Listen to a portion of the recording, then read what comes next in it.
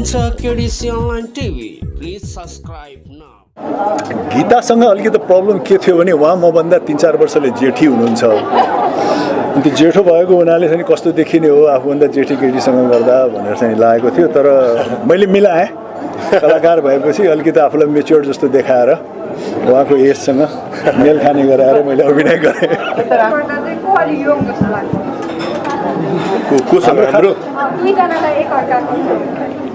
अब यङ के अब दुवैजना हुर्किने उमेरमा छौँ।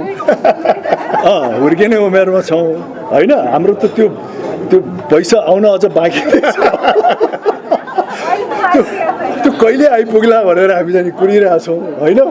यतिका वर्ष भइसक्यो त्यो पैसा आउँदै आउँदैन।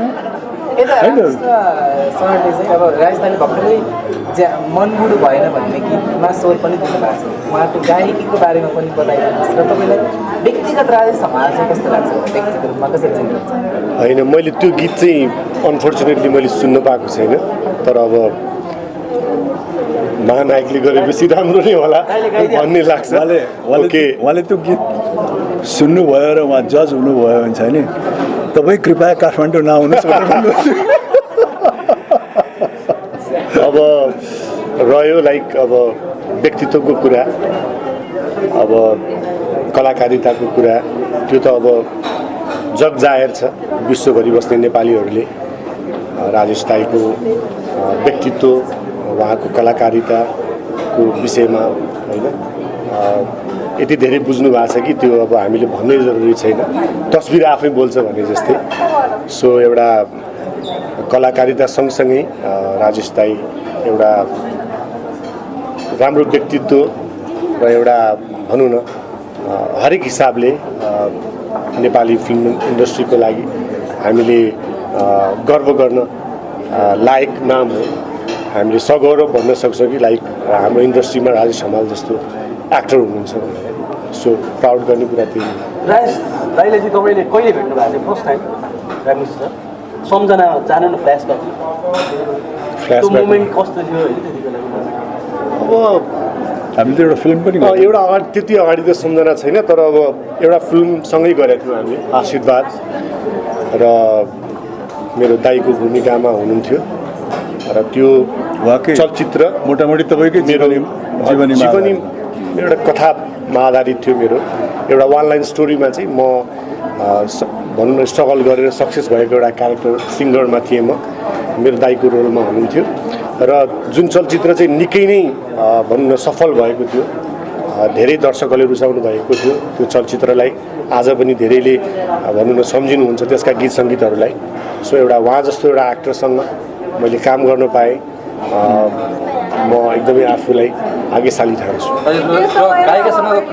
तपाईँहरूले सोचिरहनु भयो होला कि कविताजी खाल्टोमा हुनुहुन्छ भने। खाल्टोमा हुनुहुन्न है, हामी सबैजना एउटै लेभलमै छौँ। तर कविताजीको स्वरमा भनौँ न डान्स गर्दै गर्दा कस्तो भयो अनुभव? कविताजीको स्वर त असाध्य नै मिठो छ नि त होइन? हाम्रो होइन मिठो होइन, राम्रो तपाईँले भन्नु राम्रो छ, राम्रो छ। उहाँको आवाज साँच्चीकै राम्रो लाग्यो मलाई। मैले भनौँ न एकछिन जजै भएर सोचेँ भने पनि, र यो केमिस्ट्री मिलेको छ। लाइक हुन्छ नि उहाँलाई त काठमाडौँ बिजनेस क्लासमै चढाएर ल्याउने खालको हुनुहुन्छ। सो अनि लाइक भनौँ न भोइस केमिस्ट्री उहाँ र मेरो त्यो उसमा पनि मिलेको छ। र भिडियोको कुरा गर्दाखेरि राजेश दाइलाई पनि एउटा फेरि पछिल्लो समयमा अलिकति नयाँ रूपमा, अलिकति डान्सिङ मोमेन्टमा होइन, नर्मली त्यति धेरै हेर्न पाइँदैन फिल्ममा, खालि एङ्ग्री म्यानको क्यारेक्टरमा बढी हुनुहुन्छ। त्यो चाहिँ नौलो चिज त्यो पनि लाग्यो। एकदम खुसी लागेको छ आज उहाँ जस्तो अग्रज व्यक्तित्वहरूसँग काम गर्न पाउँदा होइन। अनि सुटिङको क्रममा चाहिँ हामी लगभग 7-8 घन्टा चाहिँ दाइसँगै बिताउन पाएको पनि गएको थिएँ सुटिङमा। र हावा चलिरहेको थियो त्यति बेला होइन। मैले उहाँलाई पर्सनल देख्न पाएको, भेट्न पाएको त्यति बेला। साँच्चीकै महानायक त्यत्तिकै हुनुभएको होइन रहेछ होइन। त्यो शालीन त्यो म छुट्टै यति धेरै आनन्दित भएँ त्यो देखेर दाइको त्यो एकदमै खुसी लागेको थियो मलाई दाइलाई त्यो भेटेर। अनि दाइसँग फर्स्ट टाइम है हाम्रो डुइट गर्न पाएँ, एकदम खुसी लाग्यो। भिडियो पनि राम्रो बनाएको छ जस्तो लाग्छ मलाई। हामीले मेहनत गरेका छौँ यसमा है।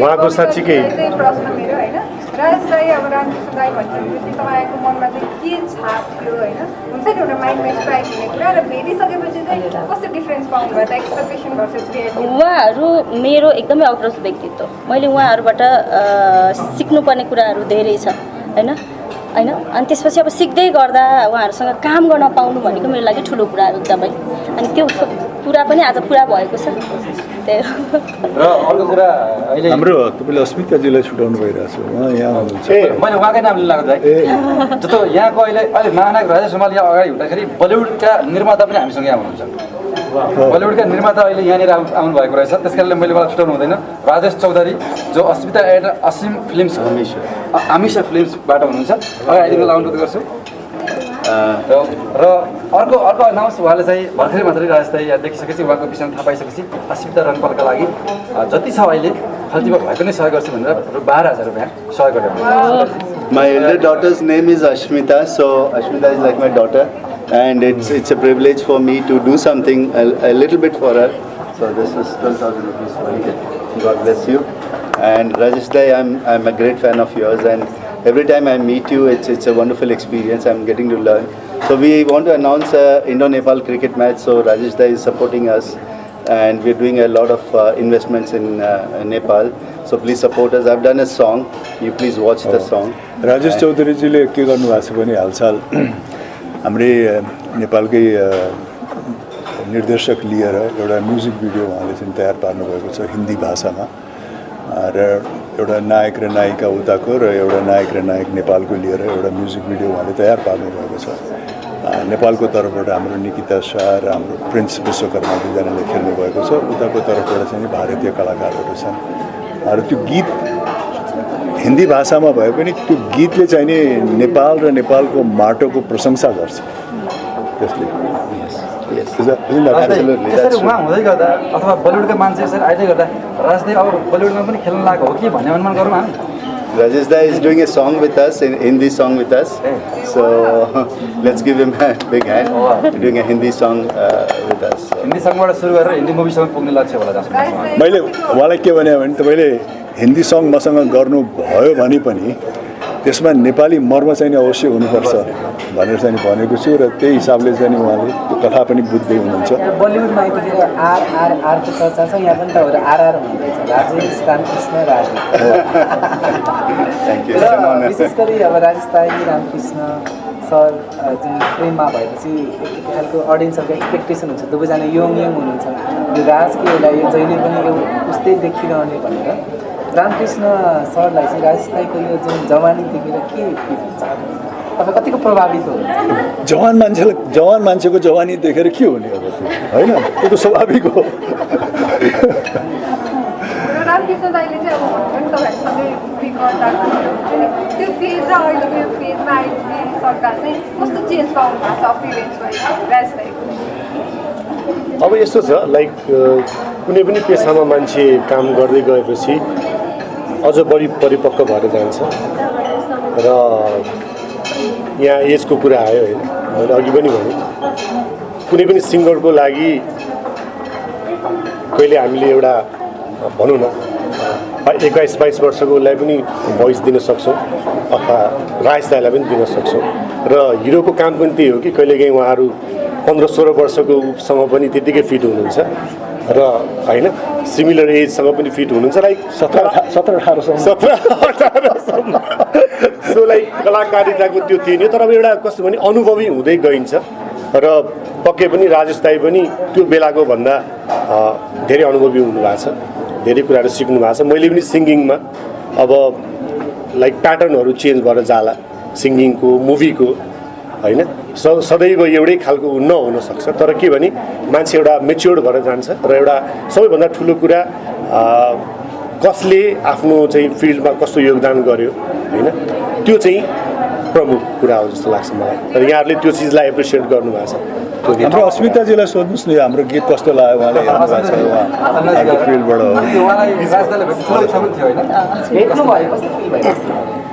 म त सपनामा छु जस्तो लागिरहेको छ कुनै बेला रामकृष्ण सरलाई पनि अब हाम्रो उसमा जिल्लामा त महोत्सव हुन्छ नि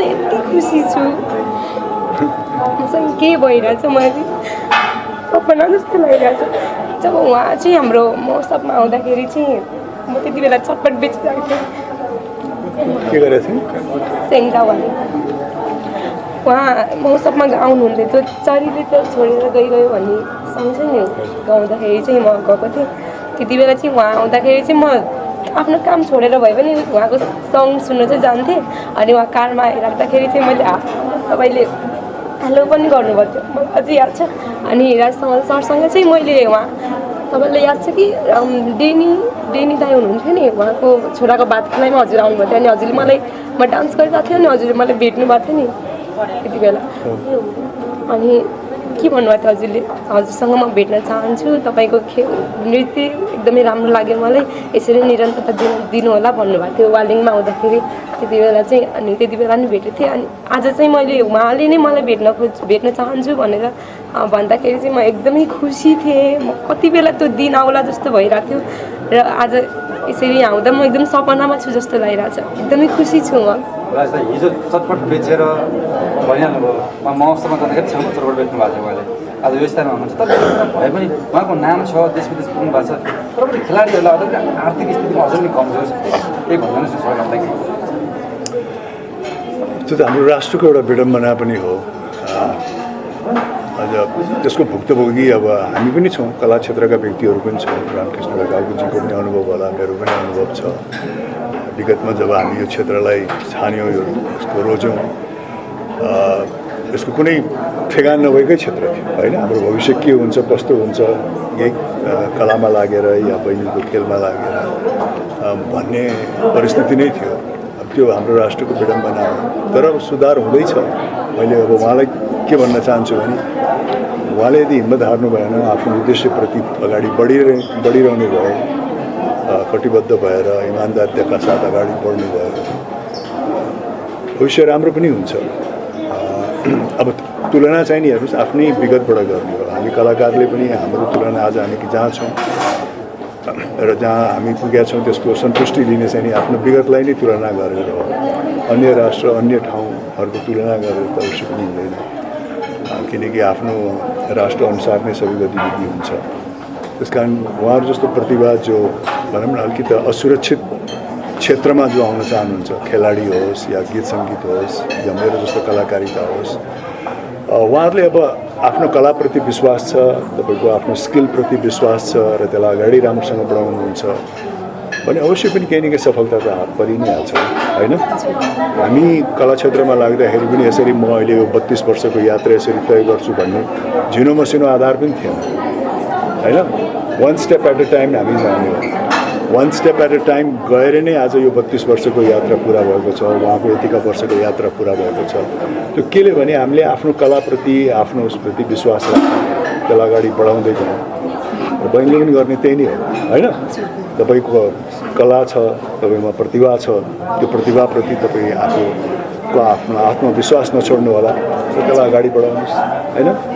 फेरि यस्तो छ हामी खेलाडीहरूमा के छ भने मैदानभित्रको सङ्घर्ष भन्दा पनि मैदान बाहिरको सङ्घर्षले चाहिँ धेरै डिस्टर्ब गरिरहेको हुन्छ धेरै यसले बिउजन दिँदैन कि त्यसमा चाहिँ अब तपाईँहरू जस्तो महान व्यक्तित्वहरूले हामीलाई साथ दिनुभयो भने दुःख सुख साट्ने एउटा चौतारी बनिदिनु भयो भने चाहिँ हामीलाई चाहिँ केही सहज हुनसक्छ अहिले तपाईँ यस्तो ठाउँमा हुनुहुन्छ कि तपाईँले आफ्नो आत्मविश्वास राख्नुभयो तपाईँ अगाडि बढ्नुभयो भने तपाईँलाई हेर्ने लाखौँ युवा युवतीहरूको चाहिँ प्रेरणाको स्रोत हुनुहुन्छ तपाईँ अहिले होइन तपाईँका उमेरका भाइ बहिनीहरू जो तपाईँलाई हेरिरहनु भएको छ तपाईँको उद्देश्य देखेर होइन जुन किसिमको चाहिँ प्रतिभा तपाईँमा छ त्यसलाई देखेर जसरी तपाईँले त्यसलाई अगाडि बढाइरहनु भएको छ त्यसलाई देखेर धेरै व्यक्तिहरू प्रेरित हुनुहुन्छ त्यस कारण तपाईँ त अगाडि बढ्नै पर्छ होइन हिम्मत हार्नु हुँदैन होइन ओके अब हामी अब डाँडापारीको कुराकानी गर्दै गर्दा अहिले पनि सुन्न पाइरहेको छैन के छ त अहिले सकिन्छ है शब्दकण्ठ केही छ यस्तो गुनगुनाउनु मात्रै दुईजना शब्द अलिक कन्फ्युज छ मलाई तर अब भनौँ न त्योभन्दा अगाडि म हाम्रो यस गीतका सङ्गीतकार पनि भएँ होइन यमु शर्मा सुब्बाजी जो यसको पनि भनौँ न सङ्गीतकार गीतकार हुनुहुन्छ। अनि यसका निर्देशक पनि हुनुहुन्छ त्यहाँ आउनु होला अगाडि। अनि हाम्रो कविता बहिनी भनौँ न सबै टिमलाई राजेशलाई भइहाल्नु हो निर्देशक सबैलाई म बधाई दिन्छु र धन्यवाद पनि दिन्छु। मलाई यो गीतमा भनौँ न आवाज राख्ने मौका दिनुभयो। राम्रो गीत बनेको छ। अहिलेको यो ट्रेन्ड अनुसारको अलिकति चल्ती नम्बरै छ भन्नु पऱ्यो र दाइ हुनुहुन्छ, भिडियो पनि राम्रो बनेको छ। गीतले राम्रै उ गर्छ होला भन्ने पनि अपेक्षा छ। डाँडा पारी बस्छिन् उनी छिन् जुनसरी, डाँडा पारी बस्छिन् उनी छिन् जुनसरी, चिहाउँछिन् घरि घरि आउँछिन् वरिपरि